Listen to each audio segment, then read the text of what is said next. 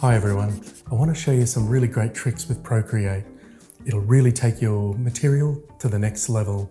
So often we have scenes that we think are really fantastic, but they're just missing that something extra. Let me show you how to do that.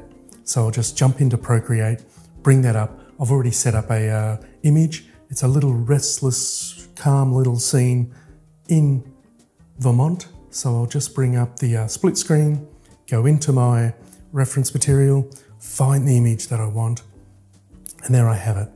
I think a little tractor will suit beautifully in this middle area here. So the other trick is just to pinch down, place it where we want.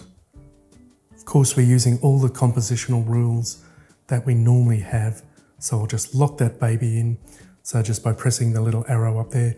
Of course, having the Apple Pencil is super important. So I'll press on the little eraser icon there, and then I'll just carefully, I might even just lower the size of the brush there. And it does take a little bit of skill. Not always does it actually bring the extra information. Most of the times it'll just take what we want. This is kind of the fastest way to do it. And then with that, I've then set up the scene. So I'll then grab a little bit of the darker grass because I just want to put a little bit of shadow. As you can see, it is hovering just that little bit above ground there. So that's not quite dark enough. So there is a tiny little bit of work that we do need to bring into the game there. So there we go.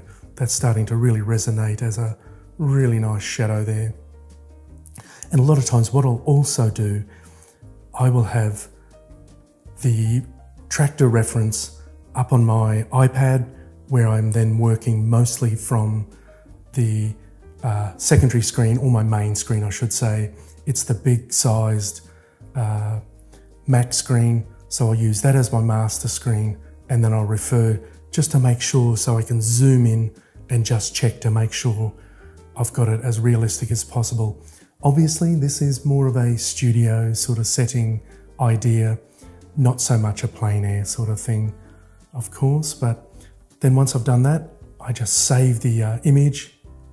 Of course, we'll just crop him down, bringing that in through there, and then I have that perfectly set up there. And the other way that we can do it, and this is a little bit more time consuming, where we will bring in our reference photo first. That'll pop in there nicely. So I'll just set that up a good size, and then I'll bring in the full photo. And what I'm doing is just lining it up, and it takes a little bit of practice to get this guy right. But the beauty is, as you can see, we've got the shadow there, we've got most, if not all, the information there. So then I'll just press on that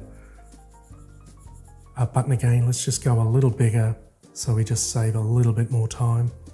And then we're starting to eliminate all that excess noise and information from the background. But of course, remembering we do need to make sure that the lighting will suit the object that we're bringing in as well.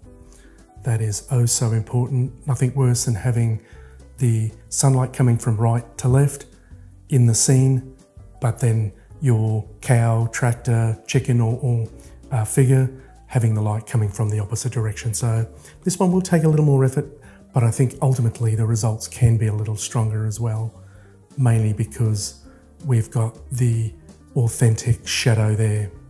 But a lot of times when I'm doing the erasing on the original one, I'll actually have this photo up so I can see it as well, just so I get it as realistic as possible. The idea is to practice and try out different things.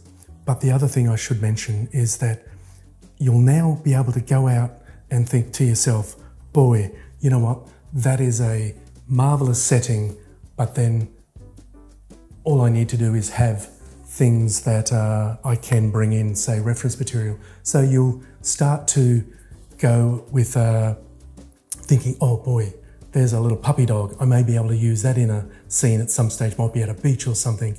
You might have a beach scene that's just lacking that something, and you can throw a little puppy dog in. It really does open up our possibilities, our ideas. Why don't you get stuck into it? I love using it. So all the best. Bye for now.